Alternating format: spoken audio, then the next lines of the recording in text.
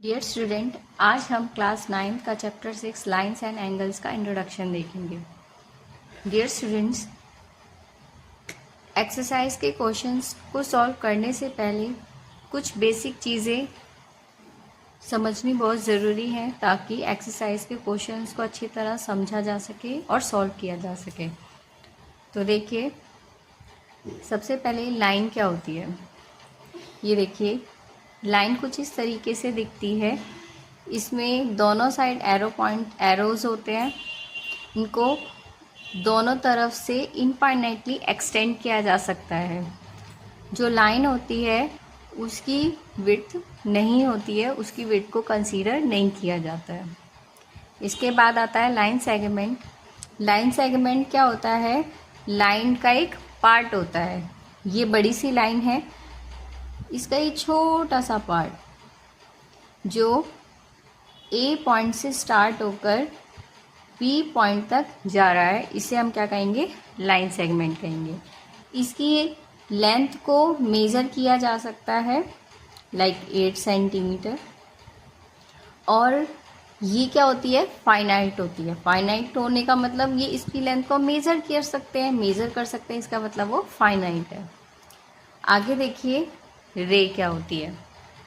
एक पॉइंट से स्टार्ट होकर एक लाइन जा रही है, इनफाइनाइटली एक लाइन जा रही है जिसको हम क्या कहेंगे?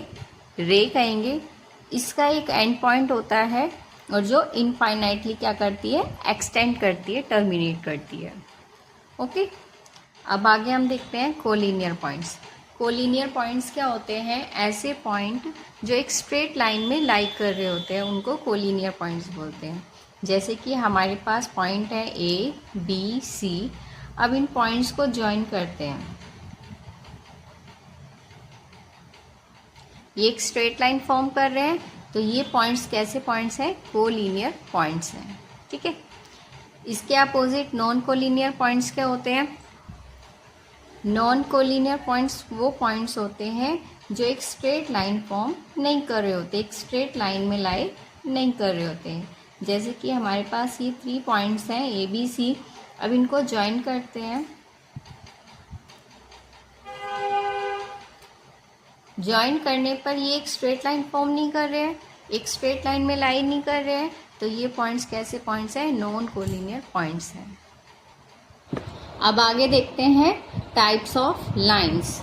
तो सबसे पहले है इंटरसेक्टिंग लाइंस।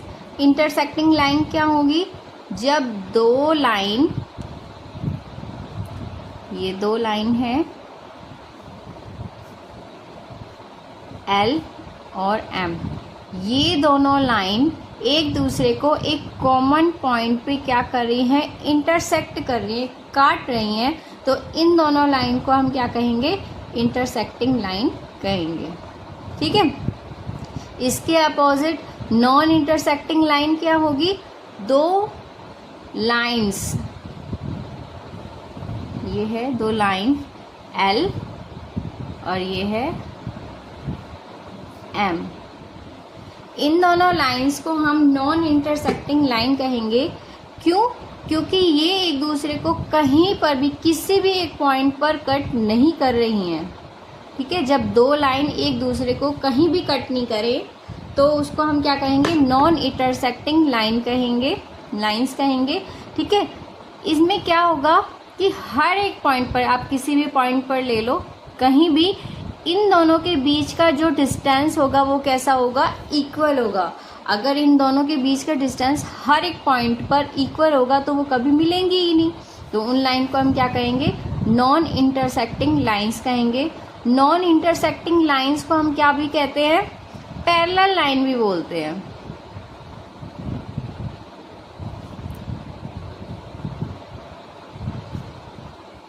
ये लाइंस कैसी लाइंस है? पैरेलल लाइंस है। ठीक है। पैरेलल लाइन इस तरह से भी हो सकती हैं।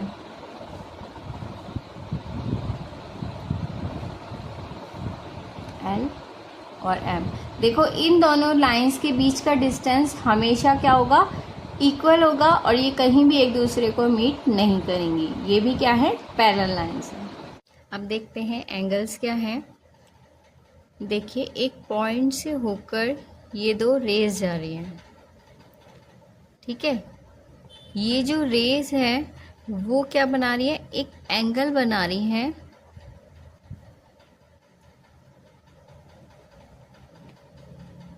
इसी को हम एंगल बोलेंगे। ये जो एंगल बना रही हैं इसको कैसे डिनोट करते हैं, एंगल को इस साइन से इसको डिनोट किया जाता है, ठीक है।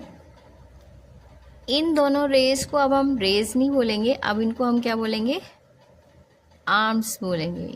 इन दोनों रेज को, इसको भी आर्म्स बोलेंगे, ठीक है। और इसको जिस पॉइंट तक ये जा रही हैं यानी कि ए ओ बी, इन तीनों पॉइंट्स को हम क्या कहेंगे, वर्टेक्स।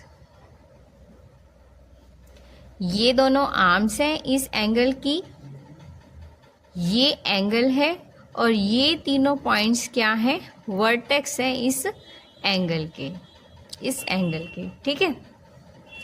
तो कैसे डिनोट करेंगे इस एंगल को, एंगल ए ओ पर है, ये बीच में आएगा, और ये बी, ये कौन सा एंगल है, ए ओ बी, ठीक है।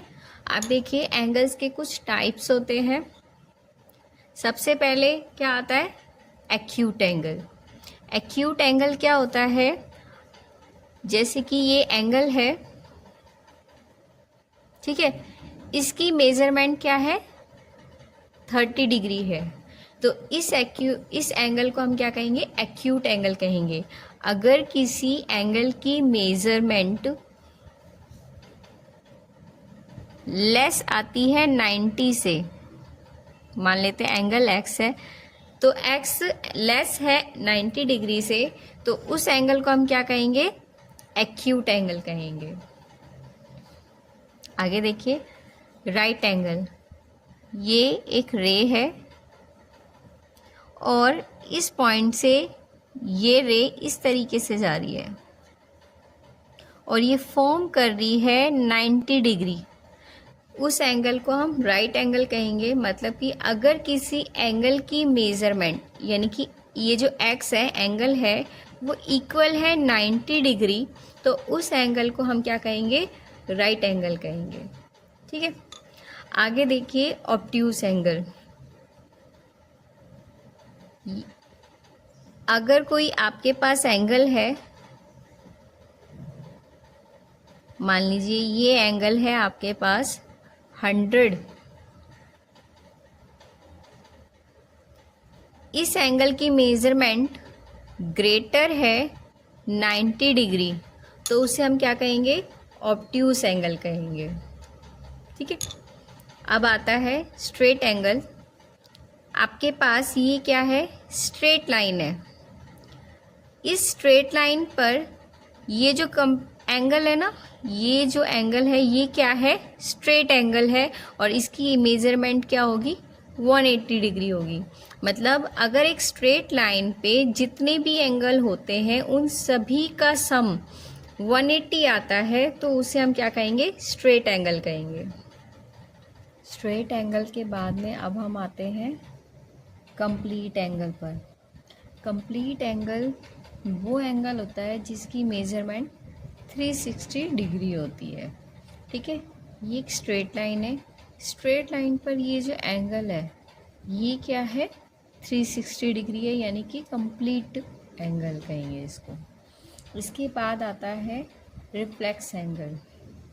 रिफ्लेक्स एंगल क्या है, देखिए मान लीजिए ये हमारे पास एंगल गिवन है 30 डिग्री।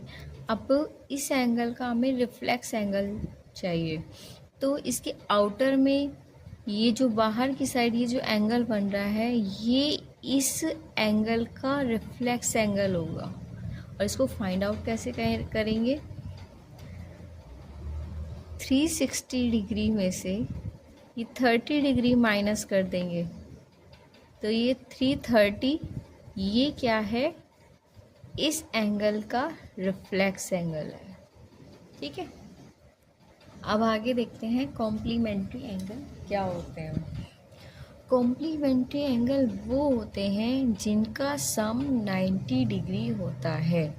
मान लीजिए आपके पास कोई एंगल है, दो एंगल है,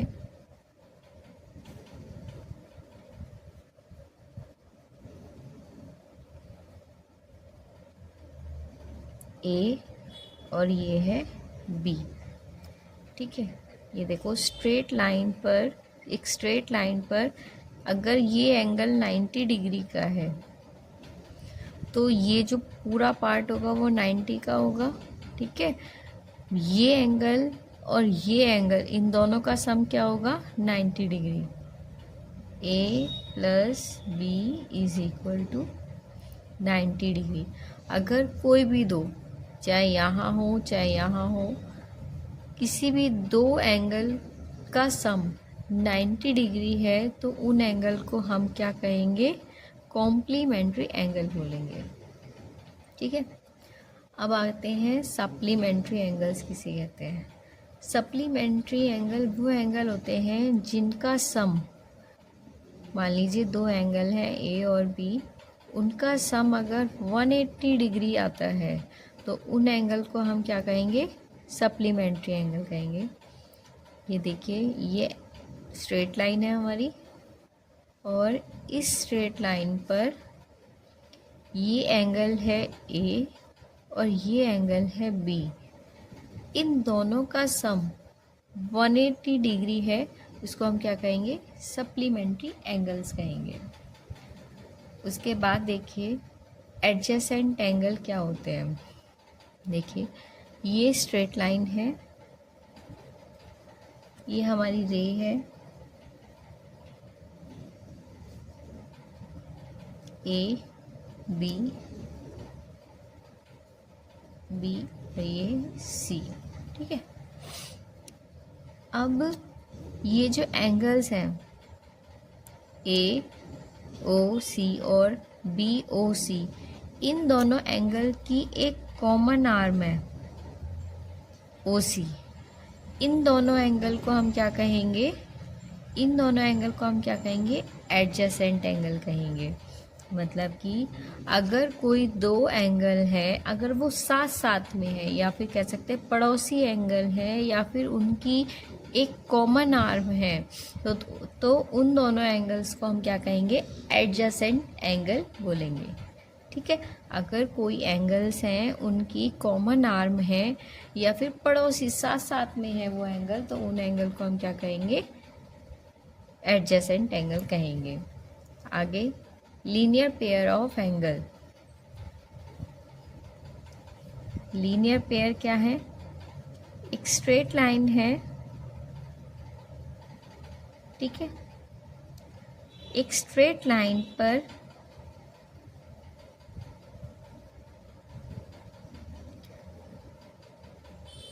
कोई भी दो एंगल्स, दो या तीन, एक स्ट्रेट लाइन के एक ही साइड में, चाहे ये ऊपर हो चाहे नीचे हो, कितने भी एंगल हो, अगर उनका सम 180 आता है तो उनको क्या कहेंगे? लीनियर पेयर ऑफ एंगल कहेंगे। मतलब कि ये जो ए और बी है वो लीनियर पेयर है और इन दोनों एंगल्स का सम क्या होगा? 180 डिग्री होगा। ये क्या है? लीनियर पेयर ऑफ एंगल है। एक स्ट्रेट लाइन पर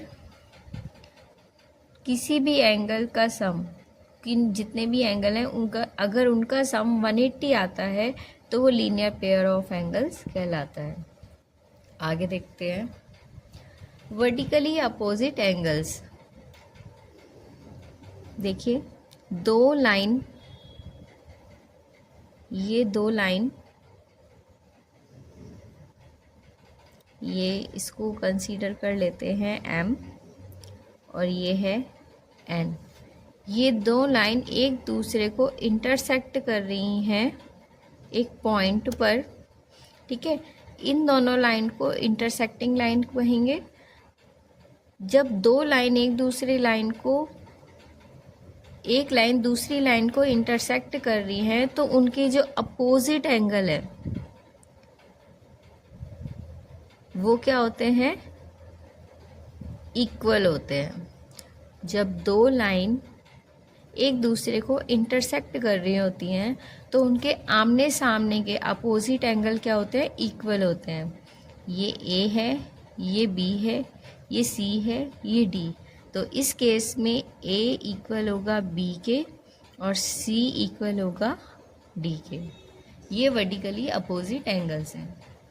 अब आगे देखते हैं कॉरस्पॉन्डिंग एंगल्स। जब दो पैरेलल लाइंस को, ये पैरेलल लाइन है,